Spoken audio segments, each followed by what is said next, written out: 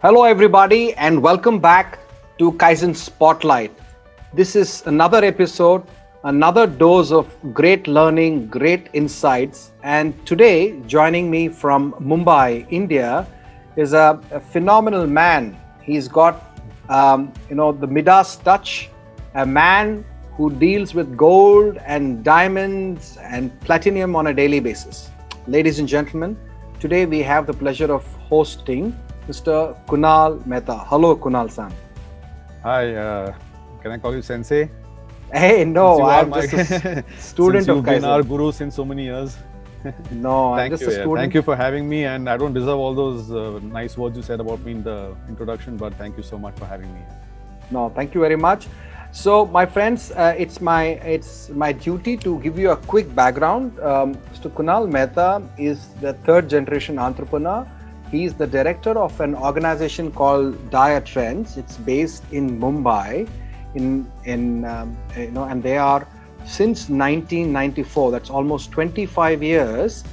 They have been they're in the field, the domain of manufacturing diamond, platinum studded and gold, jewelry, essentially both for the domestic market, but bulk of what they manufacture is exported to America and Europe, almost 95%.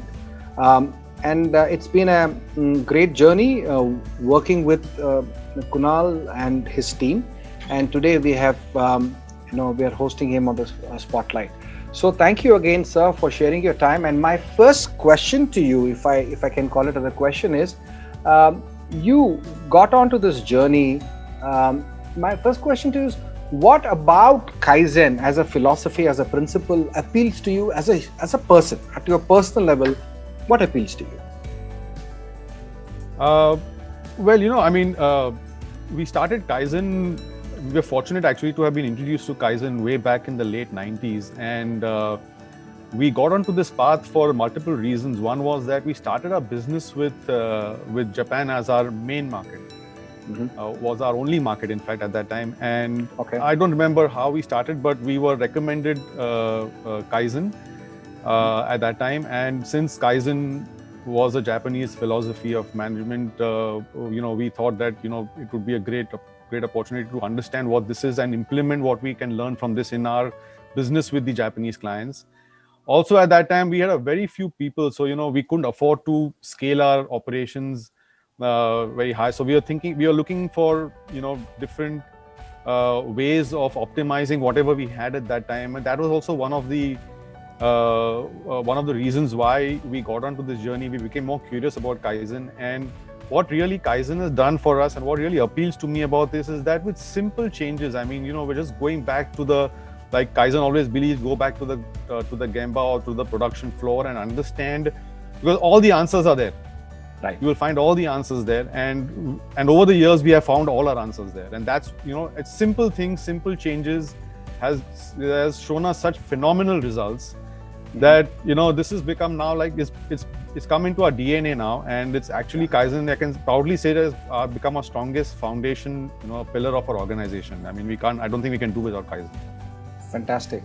And it's so important for any organization to eliminate waste and I think you hit the nail on the head.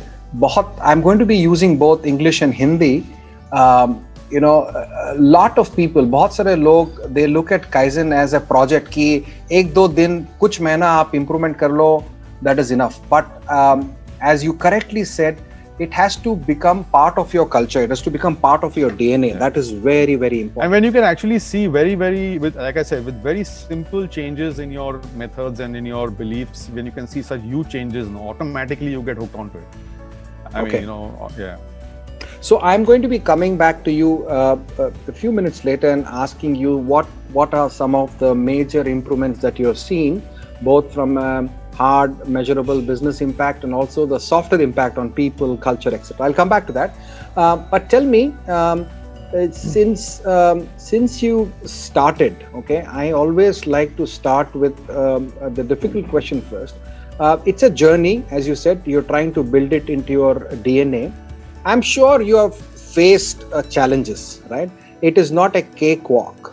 Any transformation, any sudhar, any parivartan is got its ups and downs. So I would first like to ask you, what has been the challenges, when you started on this journey, and even now, what kind of challenges do you face? So the like in any when you try to incorporate any change within the organization, the biggest challenge you face is from people. I mean, Correct. the willingness to adopt something new, make them come out of their comfort zone, and start adopting something new is Yeah. always a challenge. That people challenge is always there, and it's because of our inherent nature that this challenge is always going to be there. Correct. But as like I said, since we've been on this path since so many years now, and most of our people have been there in the company since that time, since we started Kaizen. Okay. It's been slightly easier, where because of all the changes that they've seen, all the improvements they've seen, how it has impacted themselves personally, the company, their progress, the company's progress, the adaptability has become a little bit more easier. But that has been the biggest challenge over the years, means to make people change, to adopt to new Correct. changes, to new things. Correct. That is by far, that's been a challenge. But it's with any new thing. It's not just with Kaizen, but with anything new that you want to adopt. Even if you start ERP or anything, it always takes time for it to settle on. Very good. So can you tell us how have you rolled this out? What's the way it has been deployed in your organization? How does Kaizen work? How has it been integrated into your work? So from the beginning, we've had Kaizen consultants and experts coming in on a very regular basis, just to make sure that we have the momentum is always there, and there's never been like we said before, the challenge is always the change. But when people are constantly in that atmosphere and constantly having people are guiding them to adopt these new changes, it becomes that much more easier. So frequent visits from Kaizen consultants. We've also adopted the philosophy of always going back to the production floor. We try and avoid as many discussions as possible in conference rooms. We always go back to the floor. Go to Gemba. Go to the Gemba. Observe, see. We have adopted the the PDCA, which is Plan, Do, Check, Act. In everything that we do, anything new that we want to enforce in the company, we make sure we follow those guidelines. Then in recent times, I would say in the last 2 years, a really big implementation and change that we have adopted is the TWI, the training within the industry. Please tell us about how TWI is. So actually, by empowering our skilled people, our experienced people, to train the people below them, freshers, it has basically empowered them with a new sense of responsibility, and because it's also a standardized process, because what they've been following, they've been imparting to the others, and it's standardized processes in a big way. The people have also learned faster from their seniors. And that has been one really big impactful practice that we have started in the last 2 years. Then of course the 5S, which has played a great role in helping us reduce costs, eliminating unnecessary inventory, and all that kind of thing. So in also the daily Kaizen boards that we have now all over the company, that has been a little slow process, but finally it's there across the company, and actually people are very excited every day to see it, every moment to see what their performance has been, at the end of the day or at any given point of time, what they've achieved. And I'll share with you later on what this COVID time has done for us because of the implementation of Kaizen. I mean, if you I can tell you now, or if you want, I can. I'll come to that. It's a very interesting question. I firmly believe that TWI, training within industries, job instructions, it has got a huge relevance for India. And for my viewers, training within industry has got basically 3 broad pillars: job instructions, job relations, and job methods. But when you use job instructions, and by using something called the job breakdown sheet, essentially it is the skill of skilling. How do you transfer skills from one highly skilled person to a new person very quickly? right? So, Kunal-san, do you remember how much time have you reduced in transferring skill? Like, previously, if you took X number of days to train a new guy in, say, in cutting or polishing, how has that impacted? Can you share for our viewers? Oh yeah, first it would take easily up to a year. Anything between Okay. 6 months to a year. 6 months we would consider ourselves lucky if the person will be trained in 6 months. But now with TWI JI, it's 3 months at max. 3 months. Okay. Yeah. So what was taking 6 to 12 months, now you're able to do it in 3 months. Yeah. Or even And lesser, this depending on how smart the person is. And this is, I'm talking from absolutely freshers. Training Absolute fresher. freshers. Yeah. Who have never seen diamond manufacturing, No, jewelry no, manufacturing. No, not at all. So that has given you a lot of strength to, even if your people go away, you can quickly ramp up a new team. Yes. Right. So Yes. that is, And we are that's not very actually now, really focused on just finding skilled people, because we Yeah. know that we can train people faster. So and skilled people are anyways difficult to find in today's times. Yeah. This TWI JI in training absolute freshers to make them ready for production has been a great tool. Absolutely fantastic. See, you made a very important, and I hope the viewers, you see, we always say that, if you do training, what if they leave? Okay. And training takes 1 year, what if they leave? Yeah. But if I always keep saying that if you had a methodology where you could train people very quickly, then where is the tension of the person leaving? Yeah. Let them go. Let them go and improve the society, improve the industry. We will train more people. That's 3 months investment against a 1 year investment. Correct. 3 months against 3 months 1 year. Yeah, 1 year. Very good. So now let me come to your very important reflection on how implementing Kaizen, say in 2018, 2019, all these years you've been implementing this philosophy and this improving your processes, eliminating waste. How did it impact your business during the COVID times? Yeah, so that's a really interesting thing, because I think this goes for everyone, that in COVID we lost quite a big chunk of our staff to the villages. We lost about almost maybe 8 to 10 weeks of production or business.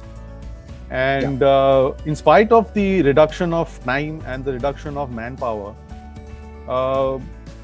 we said let's revisit. I mean, let's do Kaizen deeper this time and find out how we can actually make further improvements in our processes, further improvements in improving the skills of our people, so that the same people can do maybe even more than what we did in 2019-20.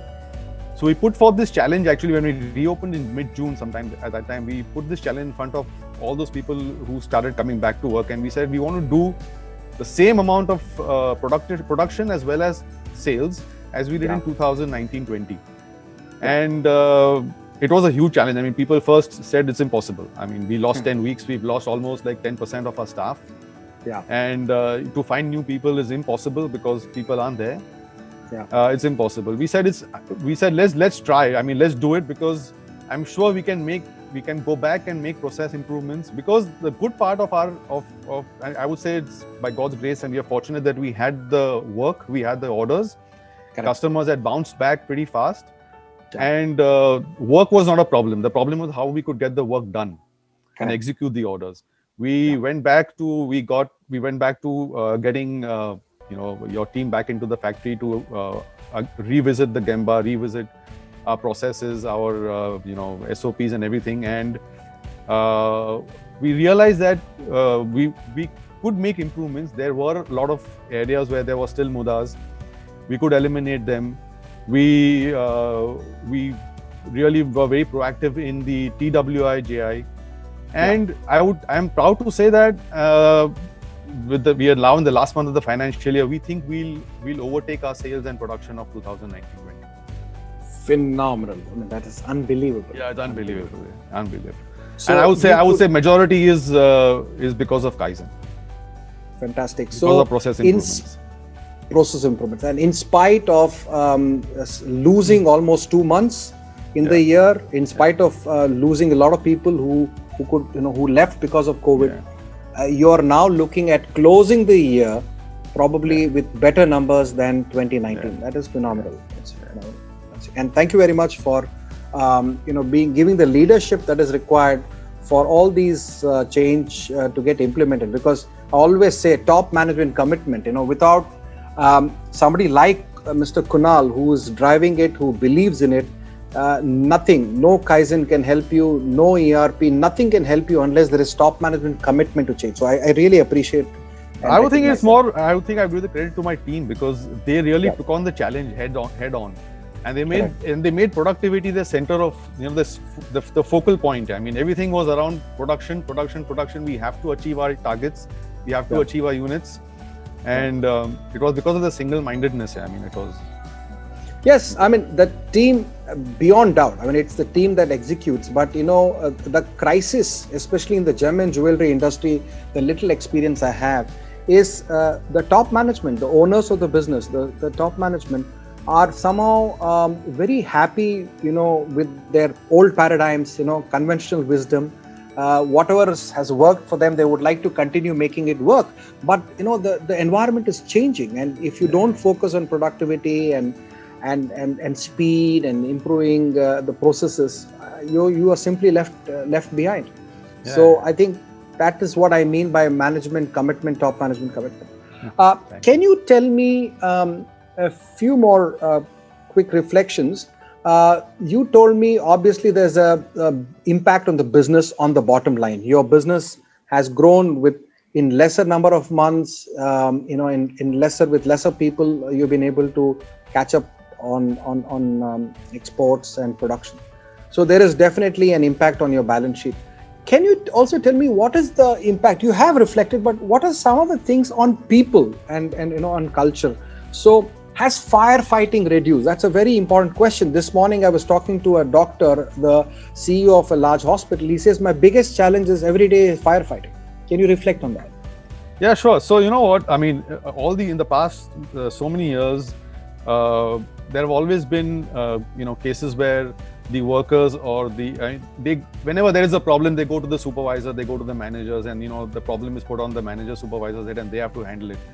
But over the years, we've seen that the workers themselves come up with solutions. Wow. So they themselves observe what's happening around them, what their peers are doing, what their own they are all actually motivated to better their own performance. Like this, for example, the Daily Kaizen board. This has been a huge tool in helping them measure their own performance. Correct. So when they hit a roadblock by themselves, they don't go straight running to their supervisor and manager and saying, "Mere ko solution do. I need a solution. This is a problem. I can't handle it." And so, if you ask me honestly, firefighting today on the shop floor has reduced a great deal because workers themselves are putting the fires off themselves. They don't need to go higher up. And this is my viewers, this is the most important impact, because when you start building good processes, you start training your people, then what you do is you start pushing problem solving downwards, and what we call as upward delegation stops. Otherwise, in most companies, the top management, the seniors are busy. They're just firefighting, because everybody says, please tell me what to do. The machine is stopped. I don't have material. I have a rejection. Please tell me what to do. So people are just doing the jobs of people, of the people below them. So if you empower them to do what they should do, then people like you are free to build the business, look for new customers, think of innovation, etc. But if you are just so busy with, just basic issues of manufacturing, where is the time for innovation? Where is the time for growth? Where is the time for strategy? Absolutely. So very well said, sir. So just one last reflection, sir. The Indian gems and jewelry industry, and you're in this industry for 25 years, and it's a very important sector for India. It's been always shining sort of star when it comes to exports. So, but still, when you compare the gem and jewelry industry to other industries like for automobile or high-tech manufacturing, white goods, brown goods, FMCG, I think there is a long way for them to go in terms of adopting good management practices, good manufacturing practices. So what is your message to your industry colleagues? So, I would say, and I can say this for everybody in the industry, that in our industry, people is the biggest challenge. Yeah. Because our processes are all people driven. Yeah. Majority of our processes are people driven, and it's very difficult to replace that. But according to me, and I mean, we have seen it in front of our own eyes, experienced it, and we experience it every single day, that with same amount of people or even lesser people, you can do much more. Yeah. You can do much more by simply, like I said, making small improvements on, just observing your processes, because there's always going to be some areas or various areas of where you can, where there's wastage, where you are using resources you shouldn't be using, which is actually slowing down your production, your productivity. Yeah. Just go there, observe, and and with Kaizen, they give you these tools to actually observe this, because on your own you may not be able to, the problem may be in front of you, but you may not be able to see it. Yeah. But when you have the tool in the hand, then you can see it absolutely crystal clear.